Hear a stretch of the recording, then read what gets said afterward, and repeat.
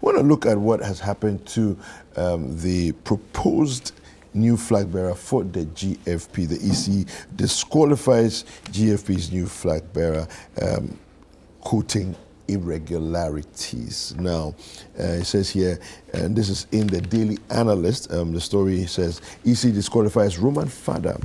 According to the Electoral Commission, Atinka FM's Philip Apia Kubi, also known as Roman father, cannot replace Ekweadonko as Ghana Freedom Party's flag bearer. Now, according to the EC, Roman Father's disqualification was due to some inconsistencies, and despite having adequate opportunity to remedy the abnormalities, the GFP failed to do so. Addressing the media on Tuesday, the EC chief, Mensah, revealed that aspects of Roman Father's papers were determined to be illegitimate under the nation's electoral regulations, excluding him from the upcoming elections. Now, this event has created new challenges for the GFP, which has already suffered a huge setback with the unexpected demise of its founding leader and original flag bearer, Ekweadonko, on October 15th. Now, the EC noted various flaws that went beyond simple clerical errors.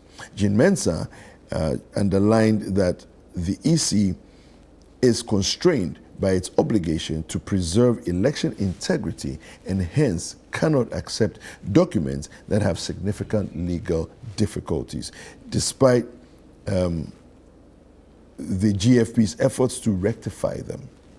The EC chair reaffirmed the Commission's commitment to an open and lawful election process, emphasizing that adhering to these principles is critical to sustaining public trust. Your thoughts and comments, David, I mean, there isn't much to say about this.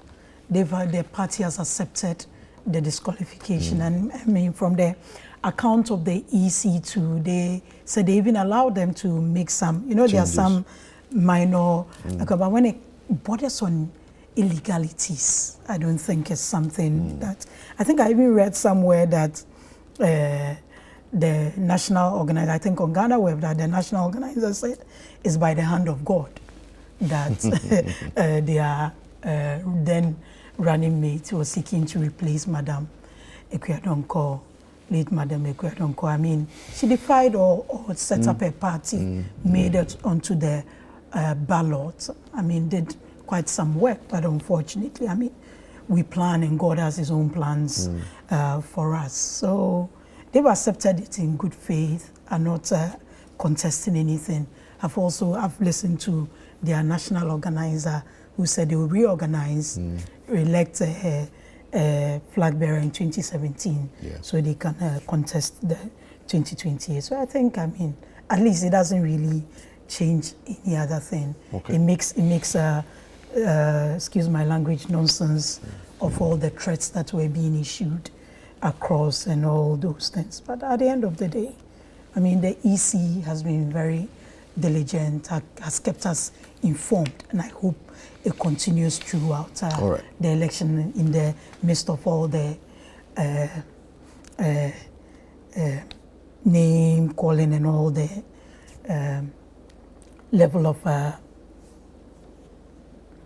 stress and pressure they've been under. They've still kept us informed, and we hope that they continue it like that till there's a declaration, hopefully by the 9th or 10th. But I believe that by 7th of December midnight, we should all have a fair idea who is leading. And inshallah, we believe in the MPP with our leader and flag bearer, Dr.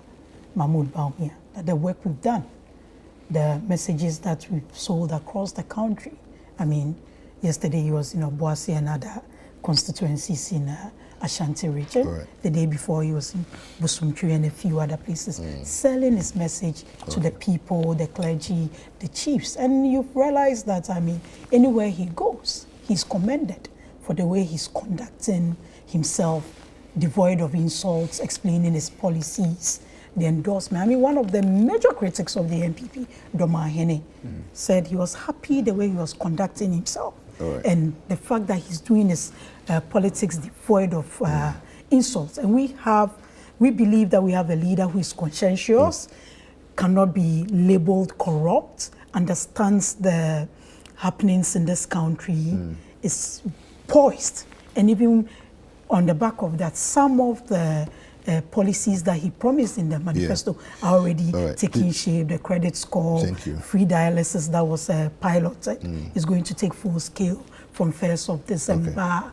The Citizens App, all those digital interventions that is making life easy and whip out corruption and all those things. Ghana.org. So we believe that, inshallah, with the work and the messages and the engagements we've had with the cross-section of the Ghanaian voters and citizens, we believe that Dr. Bawumia is in pole position to win the 2024 election. Thank you very much. Najee.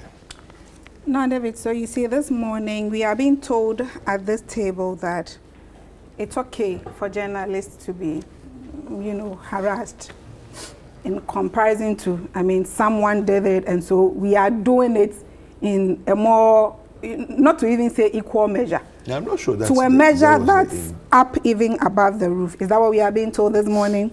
And this morning at this table, are we being told that the NDC's line of communication is kind of preaching anger to Ghanaians and preaching? Absolutely no.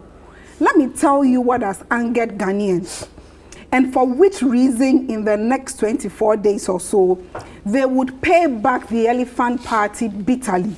See, it is the levels of corruption, to the extent that under the NPP, we have their president labeled by a former special prosecutor as the mother serpent of corruption. Not just a serpent, in fact, the mother. And for somebody to be a mother, you need to have what? Babies.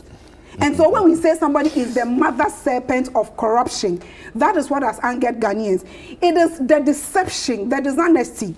When I say the deception, it is how they also package to us an economic oppressor and mismanager in the name of an economic messiah, who today can't even mention the lexicon, the cedi, the dollar, exchange rates, simply because the dollar has beaten the cedi, the dollar has beaten Dr. Bawumia. So this morning, the anger in Ghanaians is not in any way fueled by the NDC. And it goes on to buttress my point that the NPP would actually cling onto the low-hanging fruits when they are supposed to actually show responsibility. They will blame everybody but themselves. Let that be on the record. That it is the incompetence, the mismanagement that has angered Ghanaians, and not the communication of the NDC. Now, to also let you know that we as a party are not even bothered about whether someone thinks that you are triggering anger in Ghanaians. But see, if the current circumstances that Ghana finds itself doesn't anger you and I, then I don't know what should anger you. So we should be happy. Ghanaians should not be angered at the current circumstances, and it should take the NDC to trigger that anger. Please, let's get serious. Now, let me come to the issues of the Ghana Freedom Party. I've always sat here and wished the party well from the time they lost their flag bearer, and then in hopes that they get to join the competition when the EC gave them the opportunity. It enriches our democracy. It adds on to the competition that the NDC would face, and then in facing that competition, still emerge as victors. And so for us, we are in for the competition because in this election, we have a superior message.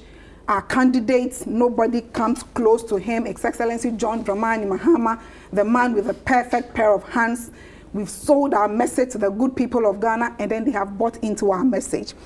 But if there are opportunities, if there is the avenue, for the Ghana Freedom Party to, speak with the Electoral Commission to get this addressed, in anything they choose to do, we can only wish the party well. But beyond that, the NDC really has, nothing to do with the Ghana Freedom Party. We can only wish them well. If they are actually cleared to join the competition or the contest, even the better for us. It enriches the competition, enriches our democracy. If, like their national organizer has said, they would actually, retreat and then come back next 4 years, 5 years to actually contest in the next election, God willing, then of course they are welcome to the race. That's all I can say. All right.